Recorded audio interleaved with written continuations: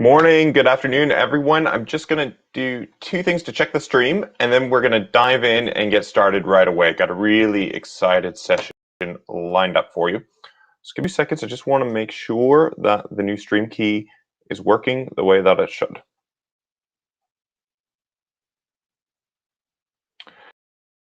And it looks like indeed we are live. Fantastic. Well, I'm tremendously excited, everyone, today because you have all sent some fantastic questions that we're going to cover together in this group. I'm tremendously happy to welcome some of our new members. I know some of you are joining for the first time and want to know a little bit about what Fast Track is all about. I'm Professor David Stuckler, and I created this group really to serve grads, to create the kind of support that I wish I would have had as a graduate student. I came from a small town in Texas where I didn't have a lot of support. I was a first generation graduate student, and about every mistake you could make along the way, every roadblock, every landmine I could unwittingly bump into, I did.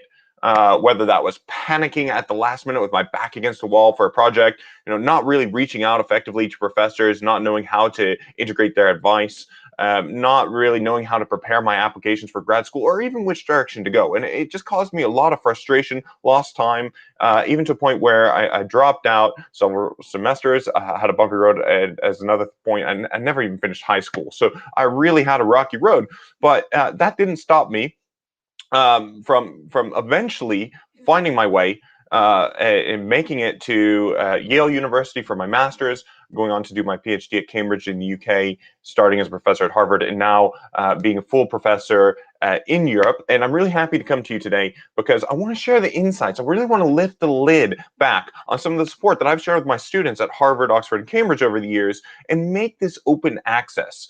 This is really a living, breathing community. I want to democratize access to some of those insider secrets and strategies that can really help you thrive and get to the next level in your research and beyond. And you'll see in the group, those of you who are just joining, go straight to the guide section. You're going to find, no exaggeration, over 30 hours of master classes on some of the hard skills you're going to need, such as writing well. Many of you have never gotten any academic training on writing, but you're also going to find some of the soft skills, things around networking, about how to engage effectively with mentors, how to be more productive, the things you really need to thrive, but we don't really talk about or teach in universities, and you're just so often left on your own and expected to figure out.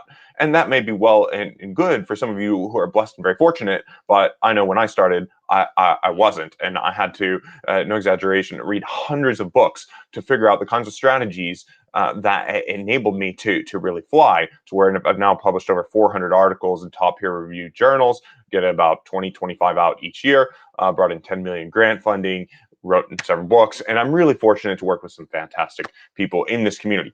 So I want to take several questions today. I'm going to start with Adriana, who sent a question about, she's from Brazil, working in science education, wants to boost her international profile, wants to know how she can do that. And I really love this question from Adriana, so we're going to take that first.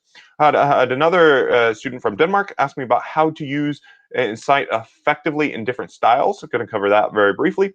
I have another student who I've been working with who's confident about theory. And I want to share with you that, and that's really important when you detect that, if you detect an area of weakness on your own. And I want to share with you the right and wrong way to go about dealing with some of those weaknesses. And I've got another couple students actually who have had some real challenges with their supervisors, just really being AWOL, missing in action, and feeling it's one of the most frustrating things that I know guys can encounter. You feel really tied, you have to satisfy your supervisor, supervisor's just not there. What do you do?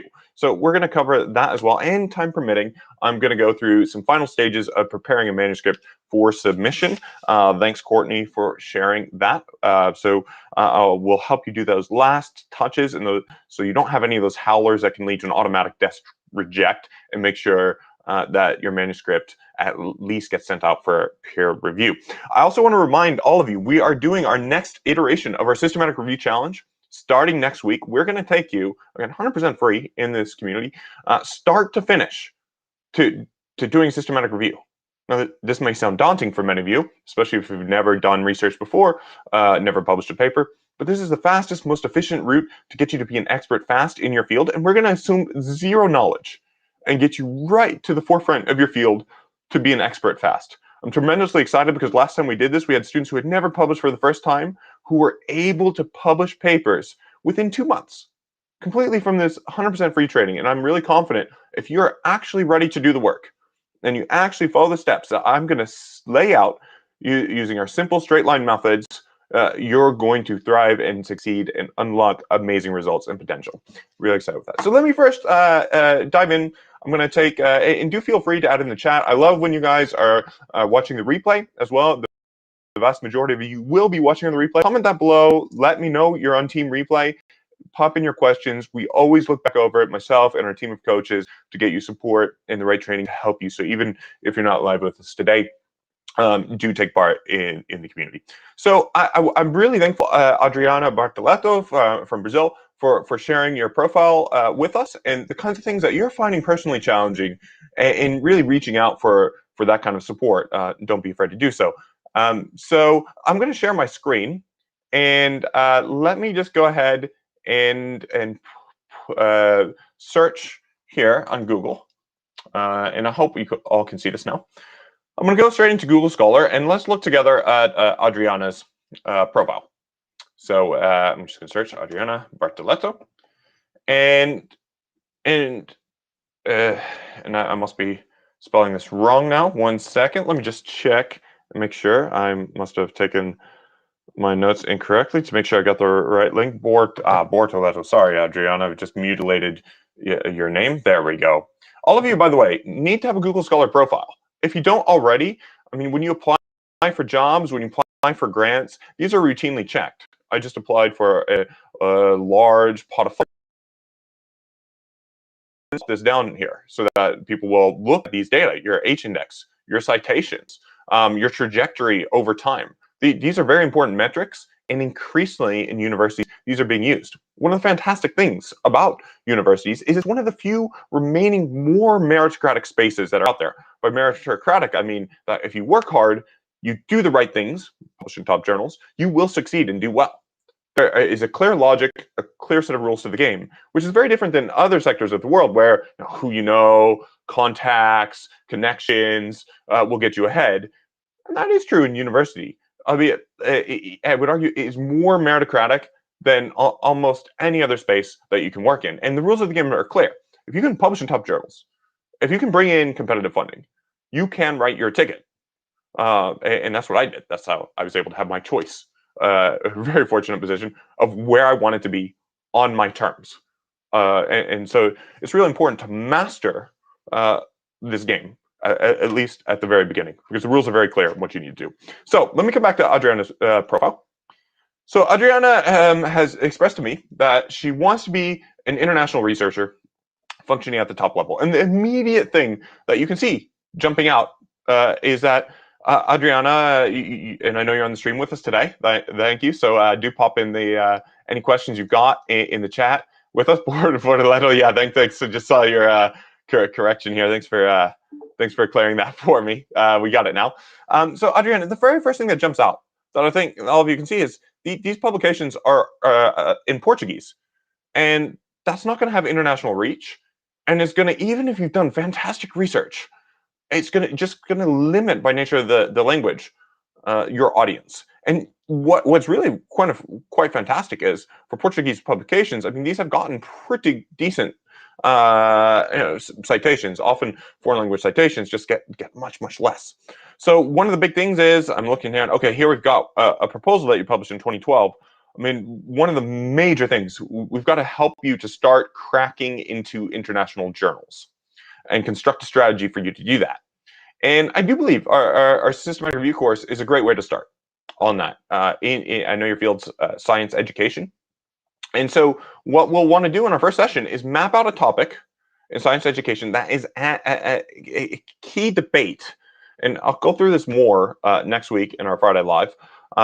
Key debate in science education that you're interested in and you want to emerge into as a researcher. And we'll aim to take that first step, publishing that systematic review, which will help you set a research agenda and help you crack into high-impact journals in science education in your field. I'm working with a few students actually on math education, which I find math education, at least within the ambit of science education, is pretty good because it enables international comparisons and can be a way for you to bring Brazil into the conversation quite nicely with other countries and engage with some very big players.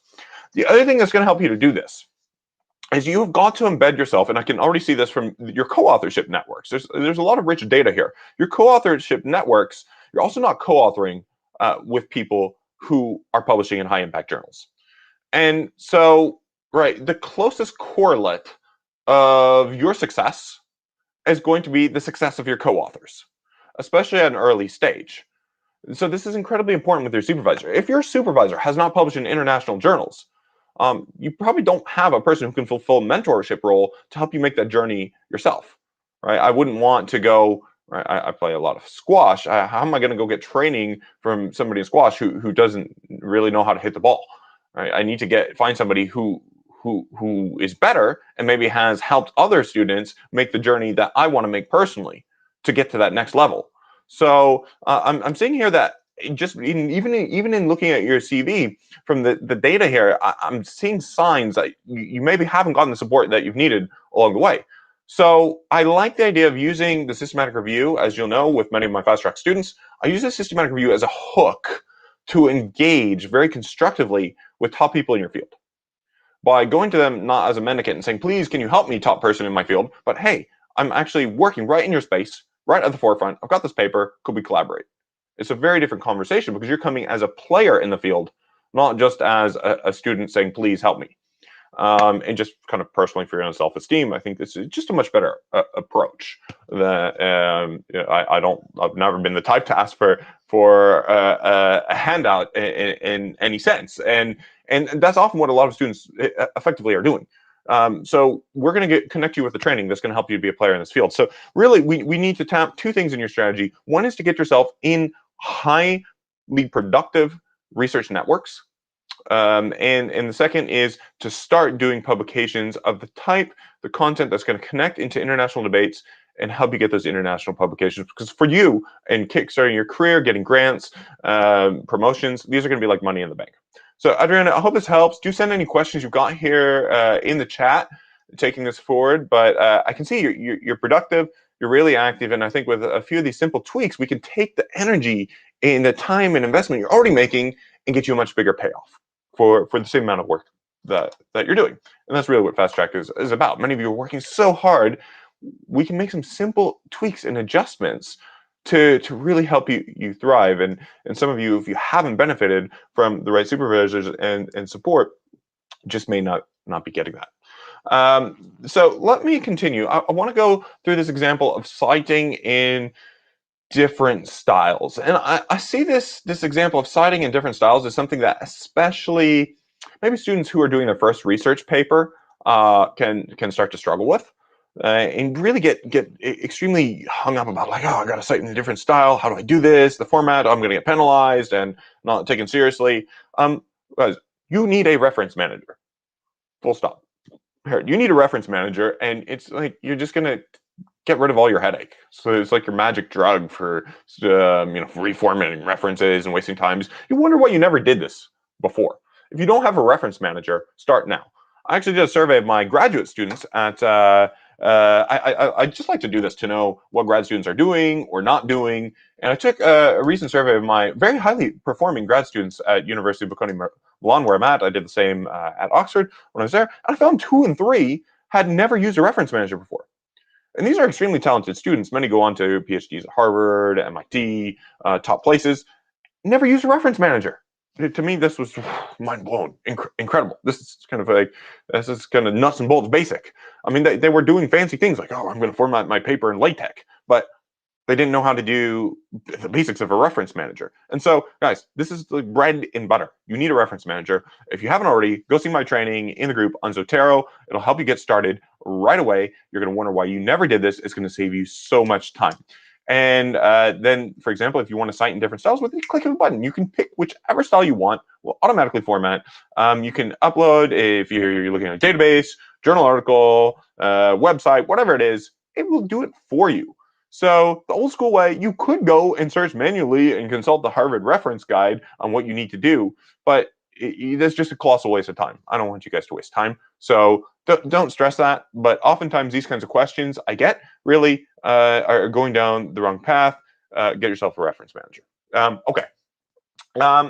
Then I want to cover this question. And guys, do jump in if there are things I missed. I do give priority to my students who have sent questions here in advance because I want to do that. And somebody says, could you drop link to that reference manager training? Yeah, 100%. If you go, let me actually, let me just share my screen and show you again. In the Facebook group, you're going to get a lot of value here out of going straight to our guide section. And again, you're not going to find this anywhere.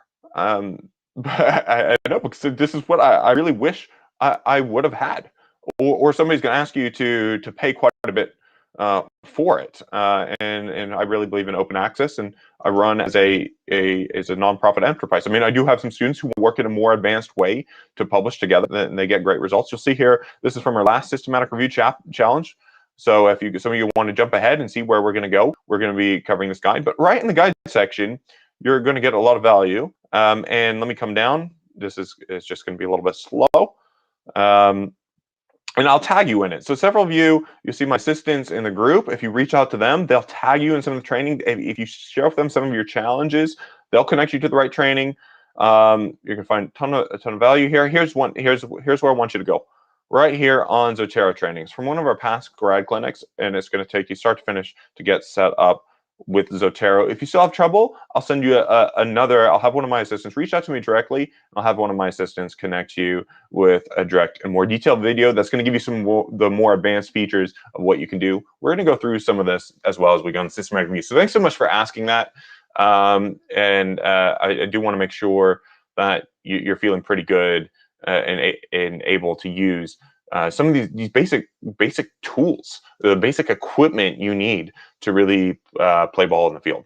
Okay, let me come back to another question here that I think is really important that came out, and this is from Ivy in the group. And Ivy, thanks for sharing this. So, what do you do when you're feeling like you need to include some theory? This is especially important for qualitative researchers. You feel like you need to put in some rich theory discussion because your faculty want you to put it in there, but you don't fully understand it. And often you'll notice when people don't understand something, they get a little defensive about it. And they try to hide or cover up what they don't know. And sometimes they do that. They might write in a way that muddy the waters to make them appear deep. They might try to really, rather because it's something that causes some anxiety, might want to just try to paper over and avoid the topic altogether. And really, this is the opposite of what you need to do. You need to ensure before you start writing up about theory that you understand it. And I see this so often with students who start writing and they end up going in circles because they don't really have a full grasp to understand and explain. To be able to write, you need to be able to translate the assumptions and the way you think about something in a way that's accessible for others to digest. And you're going to be asked to do this in your PhD and publishing a research paper. Effectively, what you're doing in research is you're training the rest of the field. Like, I've discovered new knowledge, now I need to explain it to you. And so when you have this section of theory, you're going to be asked this in your defense as part of contributing to the field. And this is why I see teaching and research intricately linked as one and the same. You need to be able to have the confidence before you start writing that you can explain it. So I see Elaine and Scott are here in the studio. Elaine, if you're going to write up the theory, before I want you to write up the theory, I want you to be able to explain that theory in such a simple way that Scott can understand it. Or that, I mean, and I always use the grandma test. I want you to explain it so simply that your grandma can understand it. When you have that clarity, that is a time to write. If you don't have that clarity, you do need to step back and make sure that you understand the ins and outs of what you're doing, because you will be forced to defend it. You will be forced to show that knowledge. So, there are some people who can say, well, you don't worry about it. It's just ticking a box. And it is, in some cases. Sometimes a theory wouldn't even make it in publications down the road. Sometimes these are just intellectual exercises for grad school. But you at least part of passing that hurdle and that rite of passage is showing that you have the mastery of this material. And that's why often, right, the papers that go into maybe a PhD thesis will be 10,000 words, but the actual publication itself will be 3,000. Because sometimes for this thesis, they want to see that more methodological detail, more theoretical detail that reads a little bit like a graduate student textbook. Again, because it's important for you to demonstrate that mastery. And if you don't have that mastery yet, you really don't have any business of writing it up. So if you're not feeling confident, again, I don't want you to take shortcuts on this. I want you to go back and do some reading, chat about with your supervisor, get the support you need so that you're feeling good and confident to go forward. You need to have a strong foundation you can stand on, not rocky waters where you feel like you take a step and now you're going to go into a sinkhole. Because it's very easy to expose those gaps in knowledge, and you'll be in your dissertation defense and feel like someone's pulled your pants down. I don't want that to happen to you.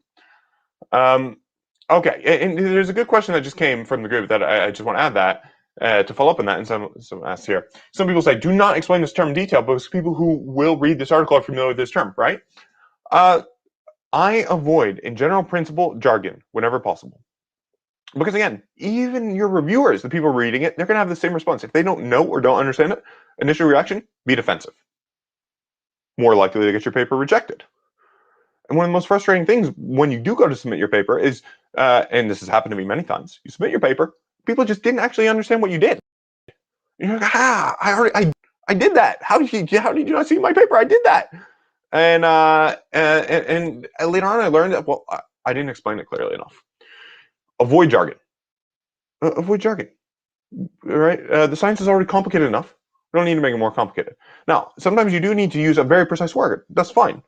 At least if you're going to do that and you're going to go to the jargon, define it first, just like you would with an acronym. You're going to spell out the acronym first, and then use the acronym afterwards, and people know what it is. So if you are going to use jargon, introduce it, explain it, and make sure your audience is with you. So I assume generally people are dumb. Right? I remember after having a series of papers rejected by the British Medical Journal for things that I'm like, I actually did. I'm like, okay, I'm just going to assume the doctors are dumb. And this has been a very helpful assumption. They're not. But you really want to have sympathy for their readers, because they're trying to get in your head and understand what you're trying to convey to them. So if you don't want to explain the term in detail and you're worried about taking up too much space, put it in a box. Mention the term and say, oh, and just parenthetically, for an explanation, please see box 1. And that's fine. At least you know, in the chance, if there's even a 10% chance somebody reading it might not understand, explain it to them. And you probably have the space to do that in most cases, or you can find it by doing things that don't count towards words count, like popping it in a box. So great question. Thanks for bringing that up, and I hope that does help. Okay, I want to come to this next point about that's been brought up, but supervisor being MIA. This is huge, right? Because part of the investment you're making in your education, for many of you trying to do research, is an investment that is not going to pay the dividends and bear the fruit that you want from this investment without having a guide, without having a mentor, without working closely with someone. Why?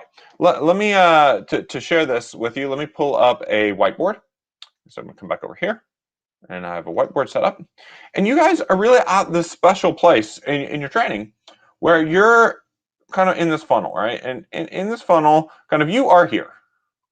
You're right in the middle, right? I love these maps. So it says you are here. You're kind of like right here in the middle of this funnel. And here in the past, what you've done is you've been a consumer of knowledge. All right, you've had courses, you've had to ingest material and regurgitate it for a test, right? Now you're at a point where you're making the transition down here to be a producer of knowledge. And what you're doing in your PhD is something incredibly focused. I hated this when people said, oh, David, you need to focus. And I'm like, focus, I have so many ideas, I want to do so many things. But for this one moment in time, you need to go start to finish in depth on something and master all the steps. And make this transition from being a consumer to a producer of knowledge. Make that transition, really, you need a guide and a mentor. for the I would say 99% of students will struggle to make this transition on their own. And that's why you're doing a PhD. Now, if you're not getting from your supervisor the support you need to take action on that. And many of you will know this. You'll know, those of you who are not getting the support you need, you know it. I don't even have to tell you or ask you about it. You know yourselves. Like, I'm just not getting my questions answered. I feel like I don't know what to do. I'm going in circles. I write emails. I don't get answers. I feel like it never has time for me. Like, I knock on the door's always closed. And I feel neglected. So many students. Why? Partly, this is because our funding model of PhDs doesn't make any sense. But you're gonna get me digressing on aspects of education that I want to get into. So let me just erase this and say, if your supervisor is not responding, you need to step back because you need this. You need the support to make this transition. Just full stop. Unless you're a super genius, and even then, you would still fly faster when you have somebody showing it. If you think about it, what is the fastest way that you're going to publish an article in the next couple months? Well, our systematic review course, because you're going to have me explain to you step by step how to do it. But 100%, that's going to be much faster than if you just try to watch YouTube videos or learn it on your own from a book. Right? You need a guide. Right? It's the same thing. I go to the museum in St. Petersburg, which I did. I got a guide. I'm going to go to the museum and I'm going to be looking at stuff and not understand what it means. Right? But if somebody unpacks it and unlocks the secrets and mysteries, I'm going to get so much more out of the same unit of time, energy invested. Okay, so let me address that. So if your supervisor is responding, you need the diagnosis of what to do is going to depend, of what you think the root cause of the problem is. So, okay, so if your supervisor is kind of MIA, not responding, there's really two main paths. Okay, so I'm going to put here. Okay, we got a supervisor MIA. Right, and I like this idea of differential diagnosis that doctors do, really heuristic thinking. This is the problem. What could be going on? Well, one thing is that these supervisors, and you think, well, how could this be? Why aren't they there? Is they're actually not qualified to be there. I have one student having a really tough ride at the moment. She works in a lab, and her supervisor actually died. This was really bad. And so they had to assign her a new supervisor. And the new supervisor is an epidemiologist, doesn't know anything about the lab. And she's really struggling to get responses from the supervisor or any kind of meaningful support. Well, it's not entirely surprising. Supervisor is not equipped at all to supervise this project, to help you get to the next level and do the things that you need to do to succeed in this field. And this happens. Sometimes people get assigned supervisors. They apply to a PhD program because like, I want to go to that school. But then they end up with a supervisor who's really not the right person to help them get to where they want to go. And so many people, this original sin started earlier, that they've got into a program without actually focusing on getting to connect with the right person to work as an apprentice for. So often not qualified will lead to not responsive because the person just doesn't know what to do with you. There's no malintent, no maliciousness there. They're just not really qualified to help. So in this case, what you need to do is you need to find a way to look for a co-supervisor. And this can be, you can either switch co-supervisor. You can either bring somebody on board internally or externally to your university, or switch. But you continue in this state and you're just not getting the value on the investment you're making in yourself. So not qualified is one branch. The other is that they're just not willing. Right? And you guys have seen this before. Not willing, right? It's like they could help you, but it's just not a priority. And that's there's two branches here. One is that they're just not interested. Right? The other possibility is that they're that's kind of related. Is that they may have some interest, but they're just too busy. Okay, let's cover each of these in turn. And I think you guys can relate to what's going on here. And I have terrible handwriting, so I hope you're still able to follow me. If they're not interested, okay, this is again a sign of you've got a bad fit. You're working in an area that's just not a priority for them. Many professors are still at stages you sometimes forget. You got to understand the academic hierarchy. They're still trying to accelerate their careers themselves. They're still rising. They still need to publish papers, do the things they need to do to thrive. And you're not fitting in to their agenda. And investing time and energy in you is just going to take away from their baby that they need to nurture. So one thing that's really helped a lot of students here is to do better and say, okay, well, it might not be a perfect topic, but I got to make the best of it. Let's see if I can intersect something I'm doing that I find interesting with what is important for them. And often that simple tweak starts getting a lot more engagement from their supervisor. Um, the other reason that they might not be interested is they just think, frankly, that you're shit.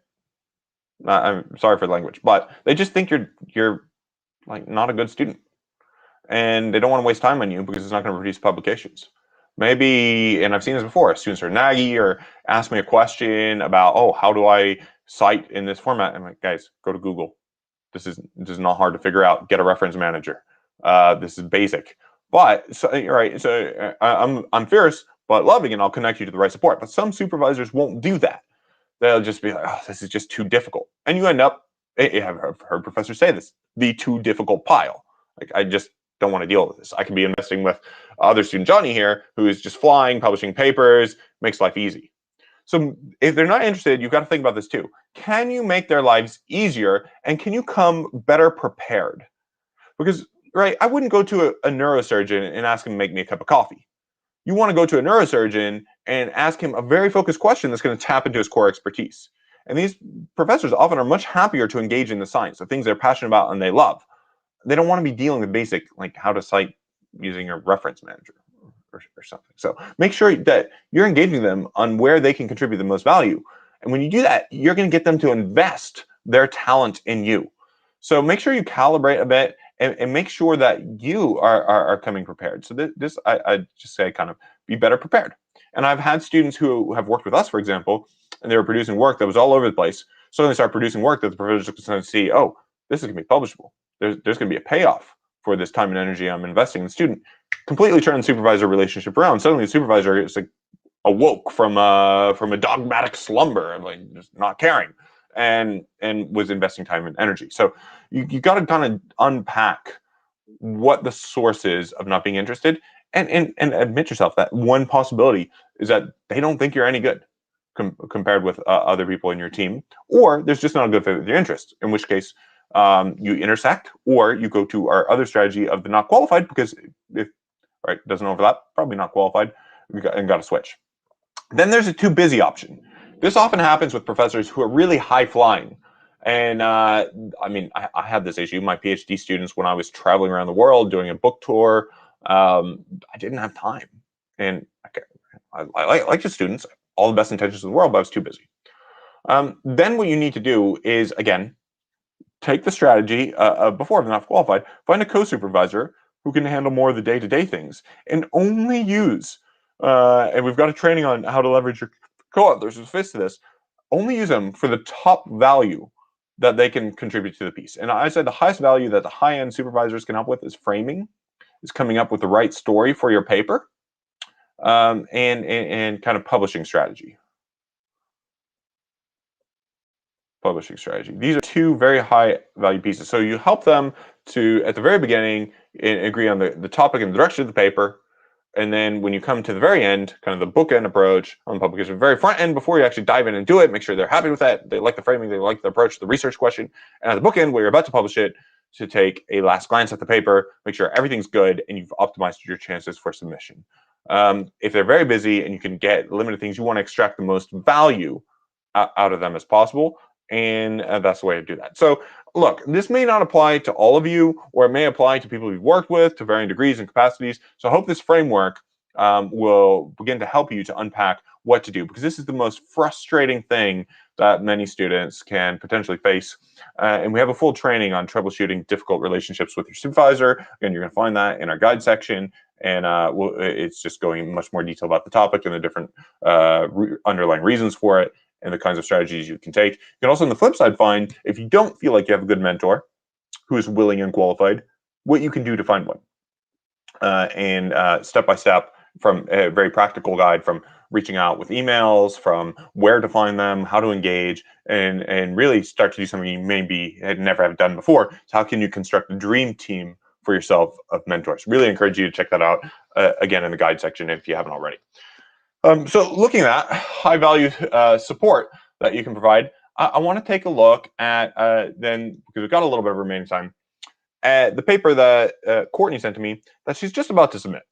And this is really kind of an example with Courtney, because Courtney's quite advanced. And with my very advanced people I work with, I tend to let them run until they hit a roadblock, obviously connected with the right support. It's usually what you want to do with bright, talented students, but not then have them waste a lot of time at that roadblock before they get stuck. But Courtney's experienced and she's published a lot. And so she shared with me a systematic review that she wants to submit to a good journal, Social Science in Medicine. And I'm going to have a last look at it before it goes off. And just very quickly take a look at it. I'm opening this up for the first time. Haven't looked at this yet. And I'm going to probably come up with some things around framing and publishing strategies. Some of this will be a little bit higher level advanced. We're going to get to this at the end of the systematic review course. Like we did last time we live submitted a manuscript. We'll probably do something similar with one of your papers for the benefit of the group. So I'm going to share my screen again and pull this up. Guys, any questions along the way here? If you can resonate with this about your supervisor being MIA, if you had any strategies that help them to get engaged, pop that in the chat. I know people in the community really enjoy hearing those stories, even if you had difficulty, because a lot of people are suffering in silence about this, not talking about it. If you had difficulty, let us know.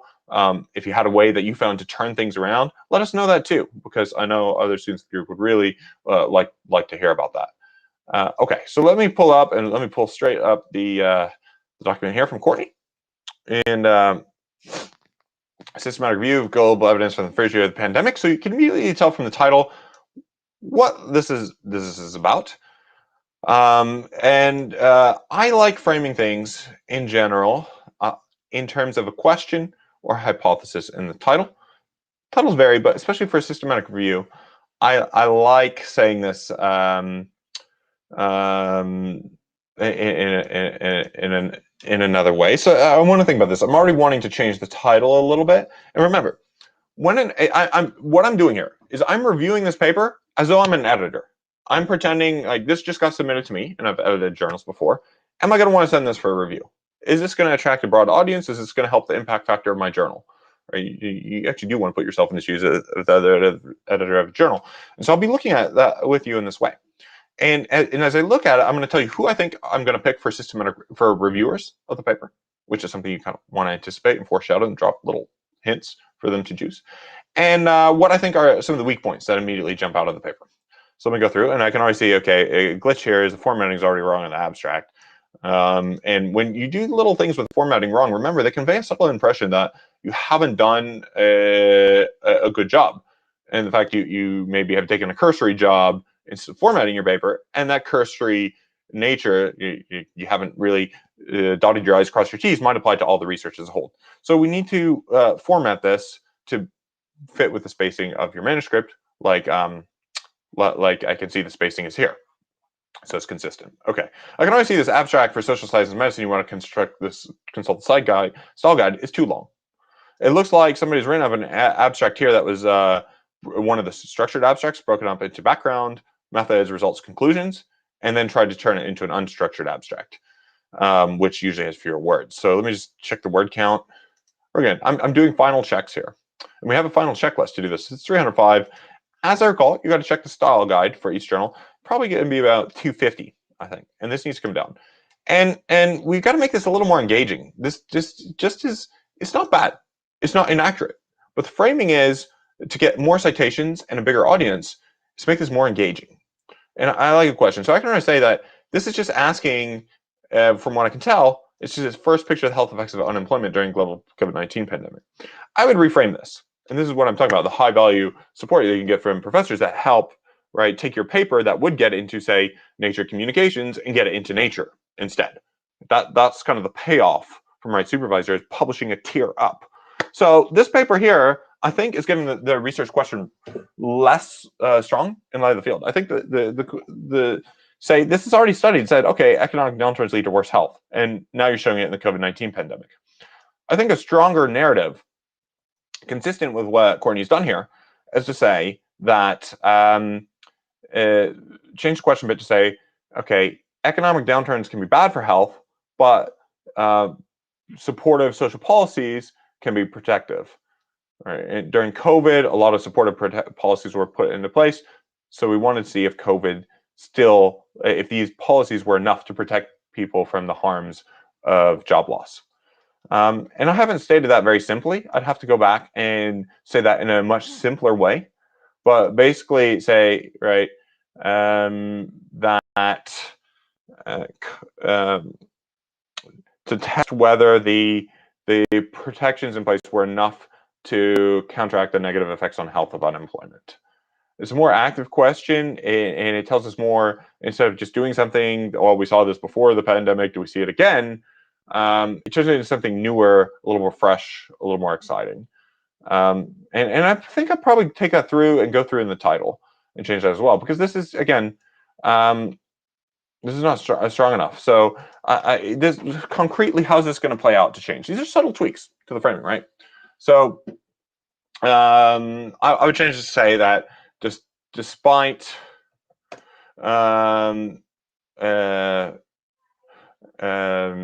increasing social protection and support during the COVID pandemic, our research found that job losses due to COVID were associated with worsening mental health. We need a summary statement here. Child maltreatment and chronic diseases. Right. And especially something like this, so you do need a summary sentence of the conclusion. And this, I would just state this much more simply and much more succinctly. And just say future research is needed to identify how social protection can be embedded into emergency preparedness systems. Something like that. Because it just says that our social protection that was put in place during COVID was just not enough. So, so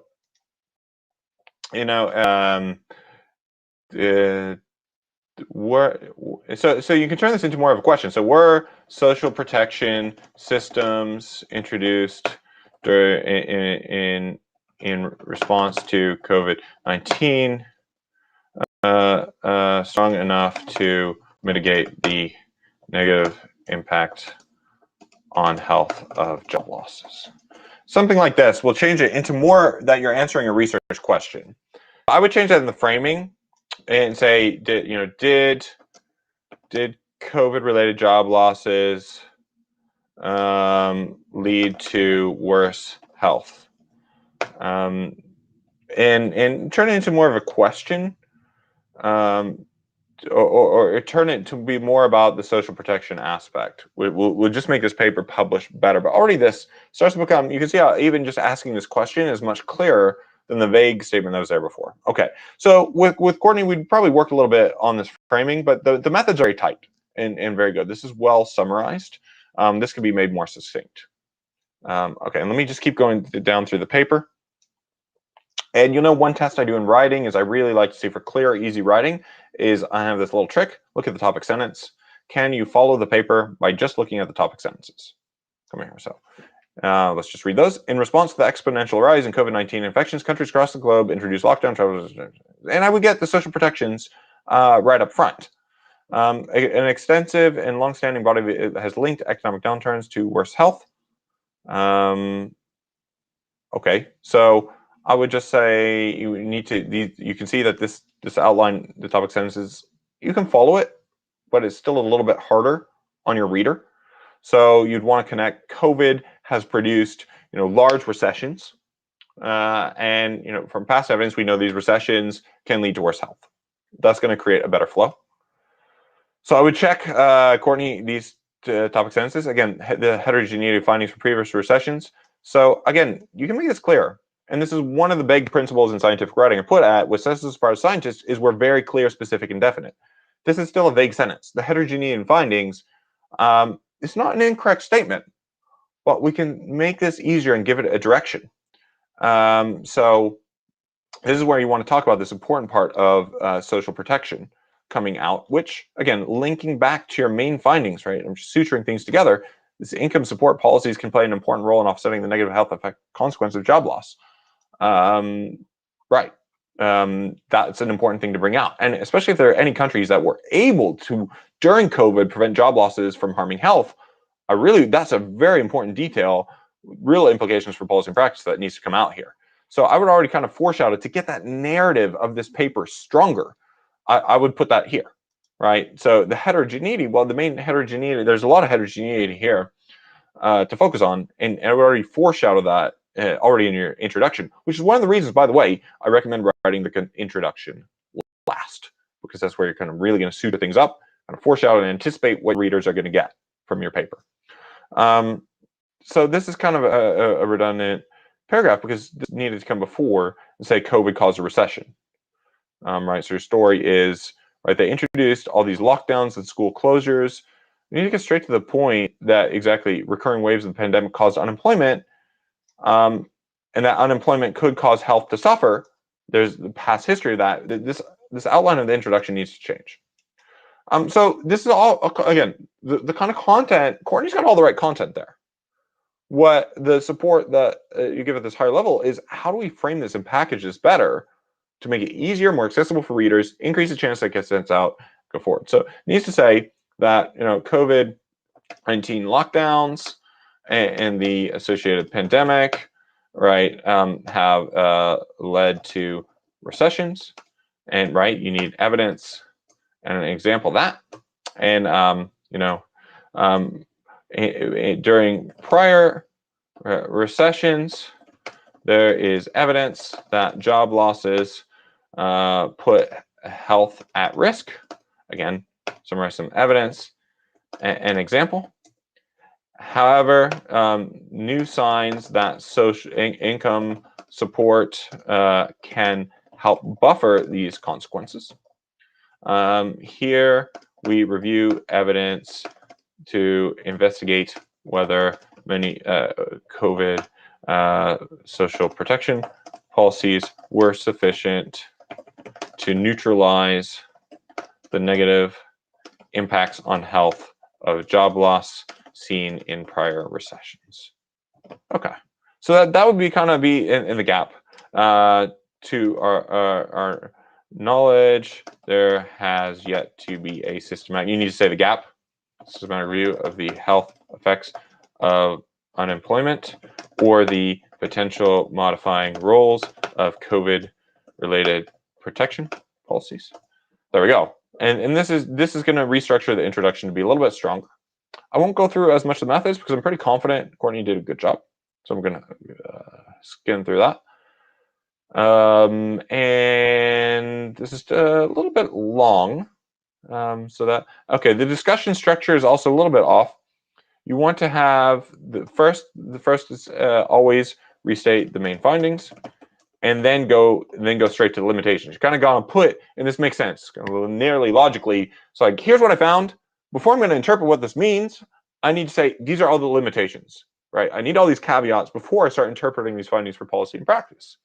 So that flow, that's the structure I like because it feels more natural and linear. Say, hey guys, I found this. Now, before we go into the meaning of this, I gotta put these caveats on the table.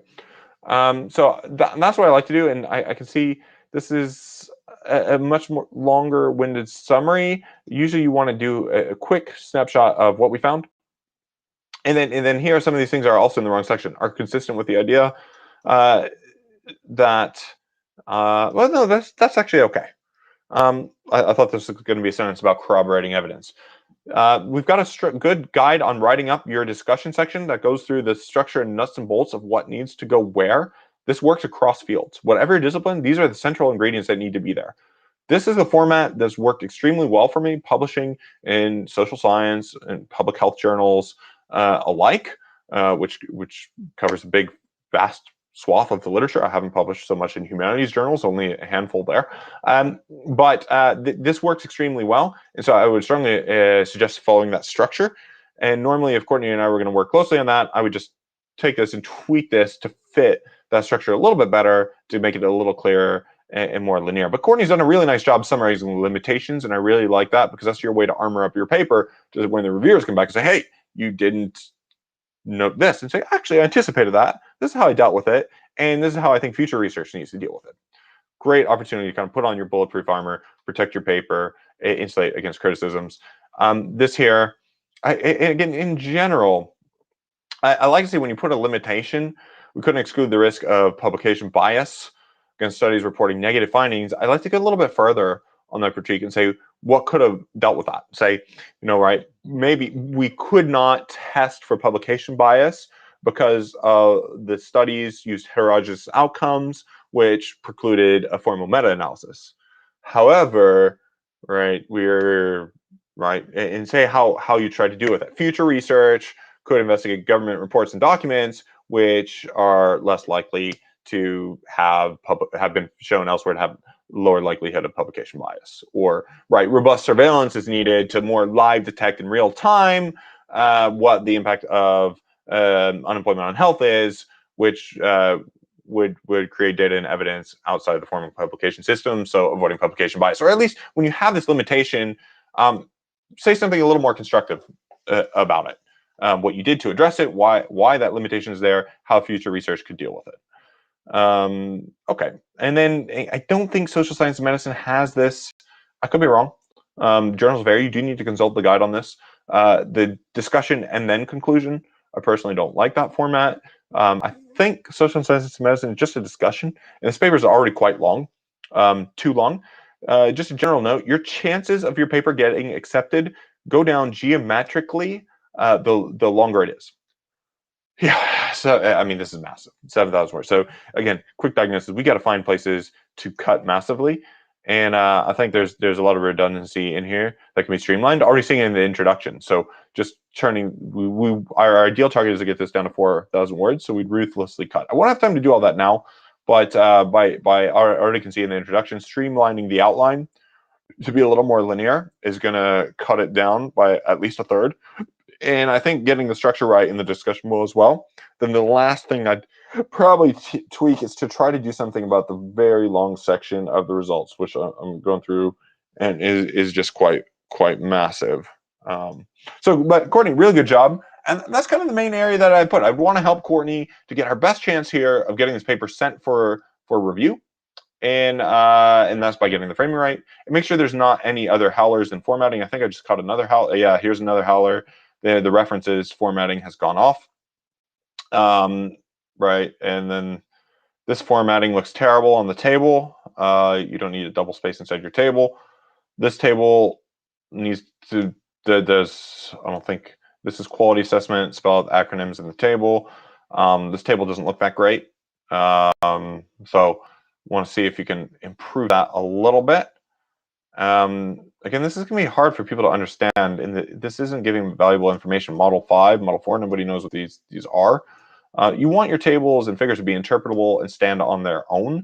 So this table also needs a little bit of work and polishing to be good, but it's nice. I might put this in an appendix or carve out from it, take some of these columns off, and put the full thing in an appendix and create a better looking table with just the information that people reading the paper are going to want to see for astute readers who may want all these details and these specific notes. I mean, I would cut this column actually. I would create a version of this table, cut this result, keep the summary results, get rid of the quality assessment, this RC, get rid of these acronyms, spell this out, and get this table, get the age is nice. I like that a lot. Number, I don't think you need the number here. I just leave the details in the appendix and create a version of the summary table that's just going to go in the main text and give the readers the most value in understanding the meaning of your paper. And Prisma looks good. I'd like to see the more documentation of the reasons for exclusion here. That just makes it more replicable. But good, yeah, nice paper. This is gonna get published, right? So the question is not whether it will get published; it's just will it publish well. And I think those few tweaks, Courtney, will help get this paper to the next level. So I'll be following up with you about that later, guys. That that is pretty much going to be a good place to stop today. We've got a few less minutes for any other questions. I know I went kind of quickly through this last bit with Courtney, but yeah, drop here in the questions, any comments, thoughts you may have. I'm really, again, excited to do our next iteration of the Systematic Review Challenge. I know a lot of you voted that you wanted to do a quantitative paper challenge, start from 0 to finishing a quantitative paper in 2 months. A really exciting challenge as well. I'd love to do, but again, this community is together with you and going with the overwhelming number of votes where you spoke and said that you wanted a systematic review. So that is what we're going to focus on in this instance, but we will have voting again.